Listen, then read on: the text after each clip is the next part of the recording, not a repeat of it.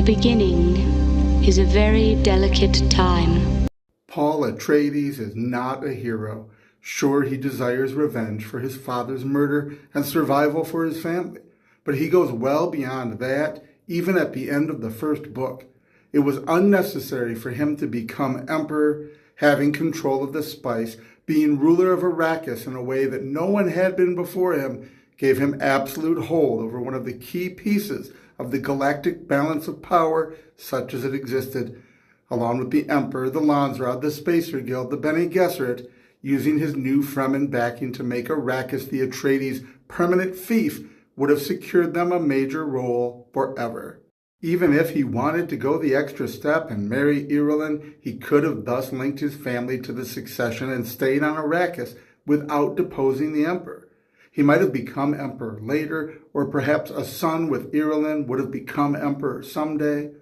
Doing it the way he did it smacks of vindictiveness, not justice. Having exposed the connection between the Atreides and Harkonnen bloodlines, he might have even absorbed their entire holdings into his, following the just deaths of Vladimir and Feyd-Rautha. Of course, the major problem with Paul is how he chooses to use the gifts that he has because he's the Kwisatz Haderach. It seemingly never occurs to him, but he doesn't need to seek power to get justice.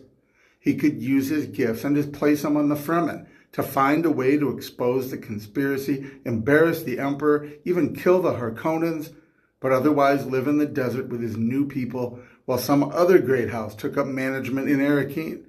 He could have lived happily ever after with Chani. He could have even chosen to be above revenge and leave it all be, letting the Harkonnens go, living out his life with the Fremen, and using his gifts to outwit Harkonnen oppression more locally. As much as Paul whines about the jihad and trying to limit future bloodshed, we never actually see him wrestle with other possibilities. What if he had taken one of these other roads? What would have happened if he had just walked away? There are suggestions at some points that the outcomes would be worse, but only after he sent the universe down this path. We never see him seriously consider just not using his gifts in this way, just not seizing power or pursuing it at all. He treats it as inevitable.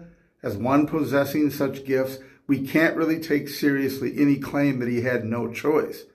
What Paul was really doing was looking for a favorite set of outcomes for him revolving around the necessity in his mind of his absolute power.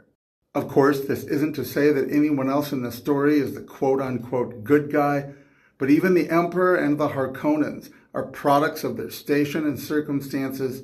In fact, all the protagonists and factions are a complex blend of motives and agendas. What I really find most compelling about Dune is the lovely balance humanity has discovered between AI technology, genetic technology, traditional family, mysticism, religion, division of powers at central and local levels, even specific limits on space travel, all of this in the way the guilds and sects must interact and cooperate.